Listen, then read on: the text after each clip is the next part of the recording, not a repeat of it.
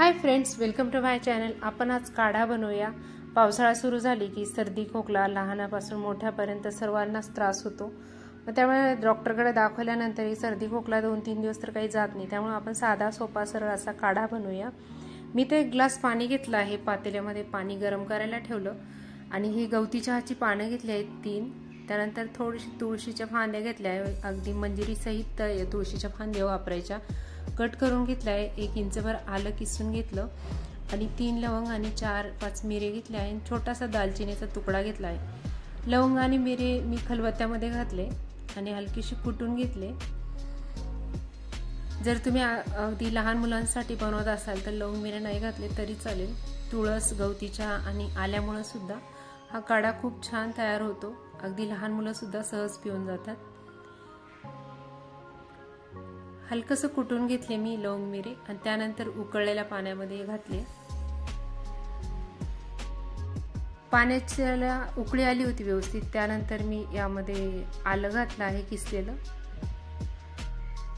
तुळस घातली आहे आणि त्यानंतर गवती चहाची पानं कट करून घेतलेली ती घातली आहे।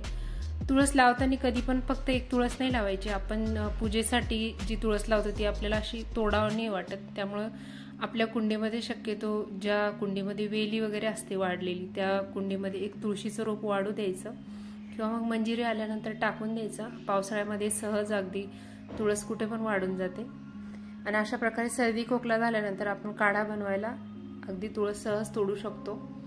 तुळशीमध्ये चांगले गुणधर्म असतात, आपल्याला सर्वांनाच माहिती आहे। सर्दी खोकला झाल्यानंतर तर आवर्जून तुळशीचा काढा तयार करून पिला जातो।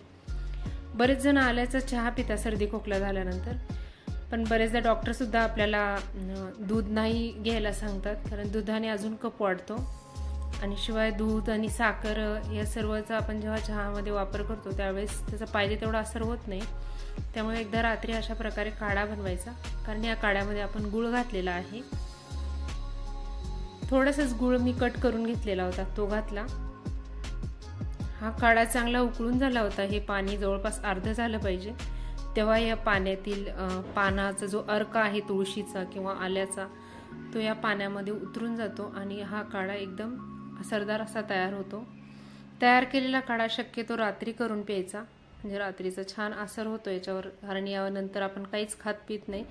काढा तयार करून घेतल्यानंतर लगेच झोपून राहायचं, यावर पाणी वगैरे प्यायचं नाही थोडा वेळ। तयार झालेला काढा मी कपात काढून घेतला आणि लगेचच गरम गरम प्यायला दिला। नक्की बनवून बघा। मी सहज आपल्या मुलांना सर्दी खोकला झाला त्यामुळे मी तयार केलेला होता, मला वाटलं तुमच्याबरोबर शेअर करावं। व्हिडिओ आवडला असेल तर लाईक, शेअर आणि सबस्क्राईब करा। तुमचा अमूल्य वेळ देऊन व्हिडिओ बघितला त्याबद्दल खूप खूप धन्यवाद। परत भेटू आपण नेक्स्ट रेसिपीमध्ये। Thank you so much.